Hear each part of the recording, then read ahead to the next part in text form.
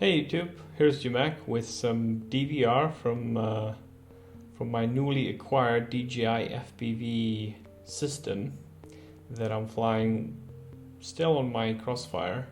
I'm only using the video downlink. Um, the I don't want to go into too much detail or how to set it up, but I just want to make a few quick points based on like 10 packs that I have with it, and help you maybe if you're already flying FPV using an analog system, to help you answer the questions whether to do it if you're flying in Europe, because most of the reviews that I've seen were from people from the US, where the machine setting of the FCC power levels and the bandwidth available is way bigger than in Europe.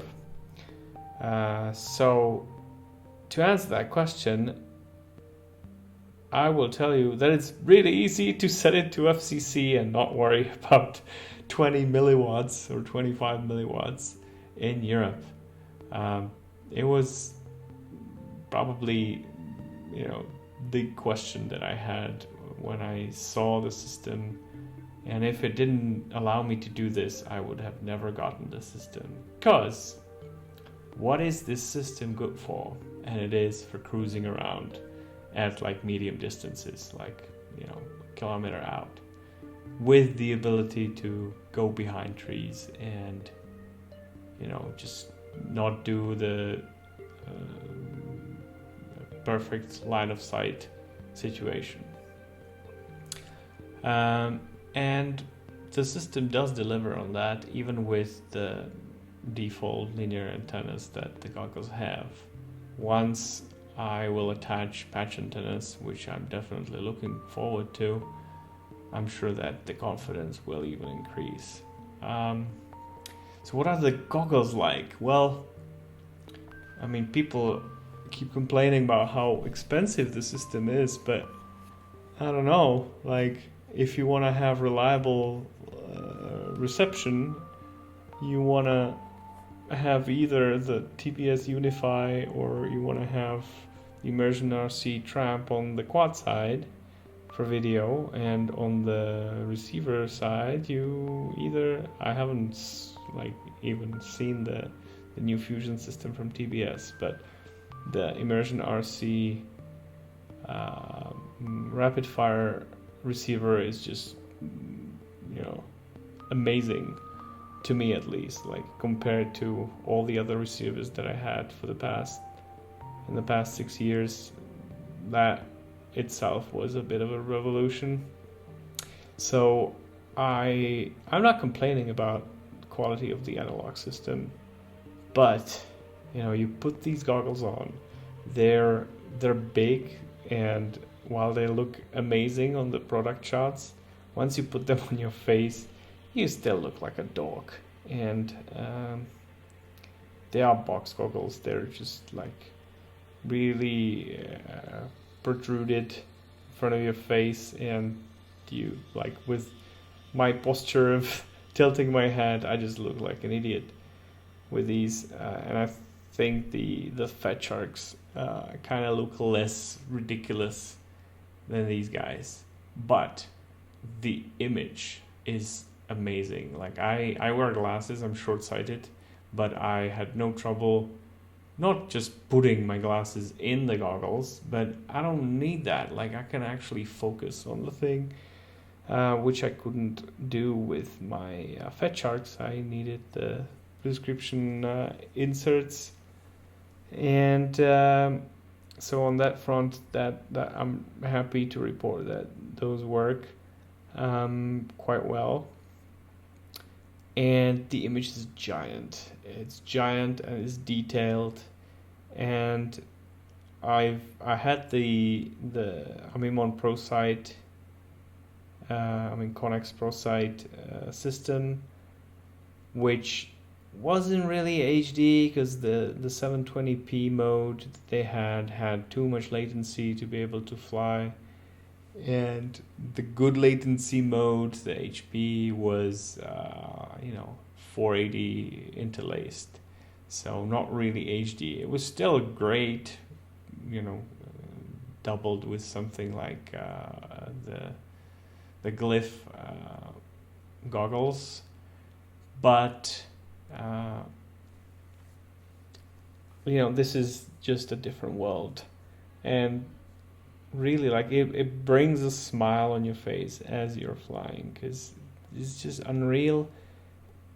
It was like that when you put like their previous goggles that they have for the Mavic, but with giant latency. This, like, you get the same latency as the analog system, but it's just so damn sharp. The detail you're seeing is amazing.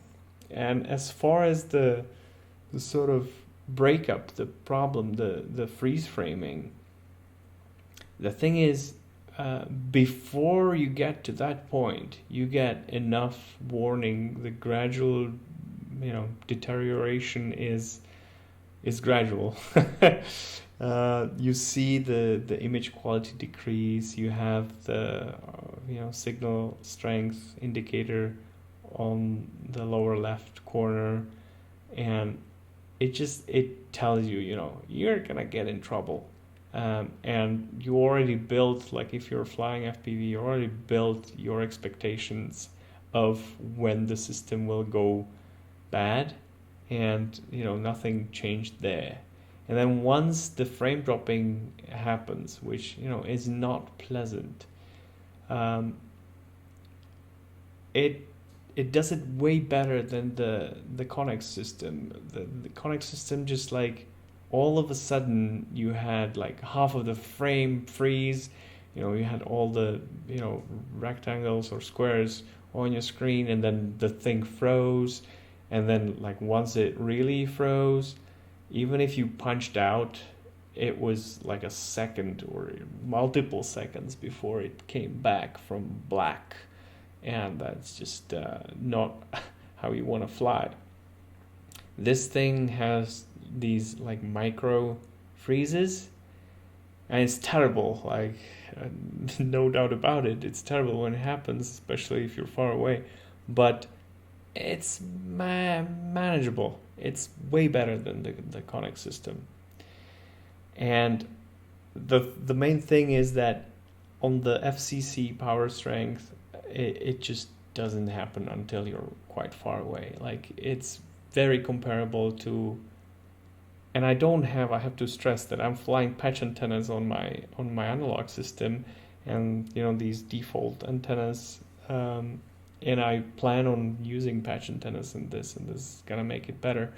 But even with these linear antennas, it's on par with flying the Unify on 500 milliwatts. So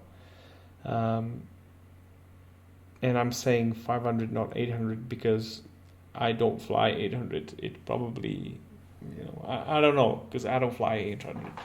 I never felt the need to have 800 blasting.